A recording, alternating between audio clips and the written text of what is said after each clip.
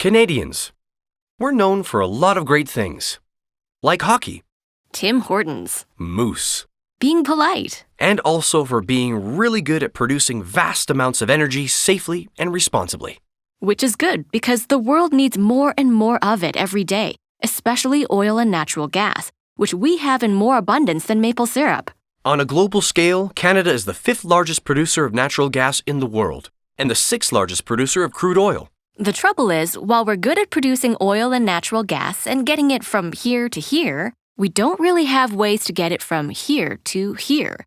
This creates challenges in both supplying energy to parts of our own country and exporting it to global markets to help them meet growing energy demands. Which means we need to buy it from a lot of other places to supply the parts of our country we can't serve. And we sell it almost exclusively to the United States, who then sells some back to us at a premium. Doesn't make sense, does it? So why is that? Let's take a look.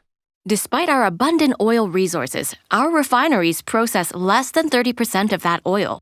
This is partly because some of the 16 refineries we have across Canada aren't directly connected to where our oil is being produced or where it needs to go. But even if they were, they still wouldn't have the capacity to refine it all. And building refineries is crazy expensive.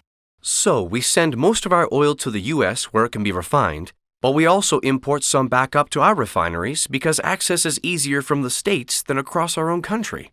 Historically, the U.S. was reliant on imported oil, including Canadian oil, for their own domestic use.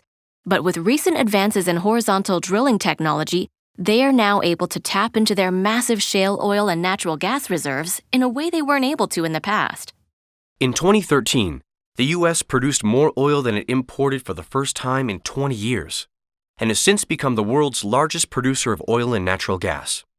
While they're now expected to export more crude oil than they import by the year 2022, they continue to import over 3 million barrels per day from us. But why import so much if they already have so much? One of the reasons is an increase in demand, but it's mainly because a lot of their refineries aren't set up to process their lighter shale oil. They were built to refine heavy oil, like that produced from our oil sands. So rather than spending billions on new light oil refineries, they continue to import our heavy oil at a discount, then export their excess lighter crude and refined products to other countries, including ours, at a higher price. And the sudden influx of shale natural gas developed in the United States has decreased their need to import natural gas from Canada.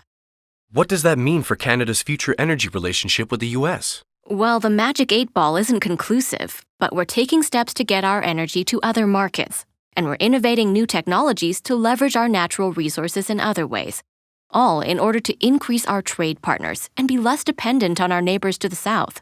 So, Canada's energy future is bright, and we can be a major supplier to the global market. Plus, we have poutine.